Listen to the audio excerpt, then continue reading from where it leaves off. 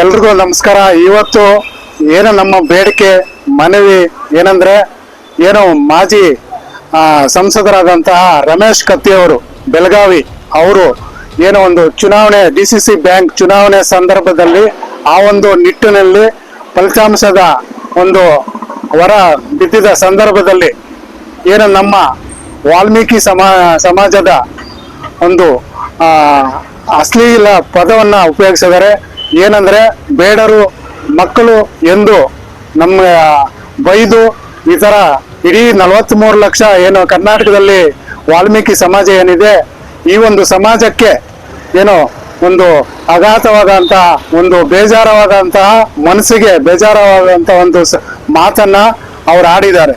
ಅದಕ್ಕೆ ನಾವು ಈ ಒಂದು SC ST ಏನೇ ಕಾಯ್ದೆ ಅಡಿಯಲ್ಲಿ ಅವ್ರನ್ನ ಬಂಧಿಸಬೇಕು ಮತ್ತು ಕಾನೂನು ರೀತಿಯಲ್ಲಿ ಅವ್ರ ಮೇಲೆ ಕಾನೂನು ರೀತಿಯಲ್ಲಿ ಕ್ರಮ ತೆಗೆದುಕೊಳ್ಬೇಕೆಂದು ಈ ತಾಲೂಕಿನ ವಾಲ್ಮೀಕಿ ಸಮಾಜದ ಅಧ್ಯಕ್ಷರಾದಂಥ ಪ್ರಕಾಶ್ ಅವರು ಮತ್ತು ನಾವು ಪದಾಧಿಕಾರಿಗಳು ಮತ್ತು ವಾಲ್ಮೀಕಿ ಸಮಾಜ ತಾಲೂಕಿನ ಎಲ್ಲ ಮುಖಂಡರುಗಳು ಬೇಡಿಕೆ ಆಗಿರುತ್ತೆ.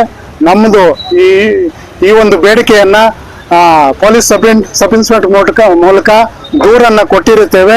ಅದಕ್ಕೆ ಅವರು ಕ್ರಮ ತೆಗೆದುಕೊಳ್ಳುತ್ತೇವೆ ಎಂದು ಆಶ್ವಾಸನೆ ನೀಡಿರುತ್ತಾರೆ.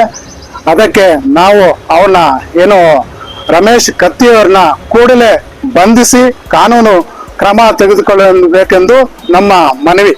ಇಷ್ಟೇ ಹೇಳಿ ನಮಸ್ಕಾರ ಎಲ್ರಿಗೂ. ನಮಸ್ಕಾರ. ಇಲ್ಲಿ ಬಂದಿರ್ತಕ್ಕಂಥ ಎಲ್ರಿಗೂ ಮತ್ತು ಪತ್ರಿಕಾ ಮಾಧ್ಯಮದವ್ರಿಗೂ ನಮಸ್ಕಾರ ಹೇಳ್ತಾ, ಇವತ್ತು ನಮ್ಮ ಇಲ್ಲಿ ಬಂದು ದಾವ್ಯ ನೋಡ್ತಕ್ಕಂಥ ಸಂದರ್ಭ ಬಂದಿದೆ.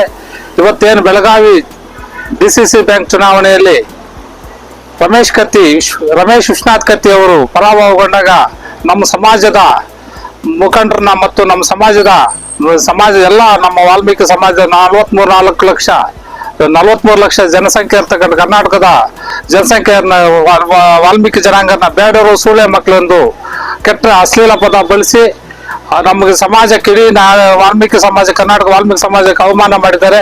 ಅವ್ರನ್ನ ಕೂಡಲೇ ಬಂಧಿಸಿ ಕಾನೂನು ರೀತಿಯ ಕ್ರಮ ಕೈಗೊಂಡು ಮುಂದಿನ ಅವ್ರಿಗೆ ಯಾವುದೇ ರೀತಿಯಾದಂಥ ಜಾಮೀನು ನೀಡಬಾರ್ದಂತ ಹೇಳ್ತಾ ಈ ಒಂದು ಪತ್ರಿಕಾ ಮೂಲಕ ನಾವನ್ನು ಕೋರ್ತಾ ಇದ್ದೀವಿ.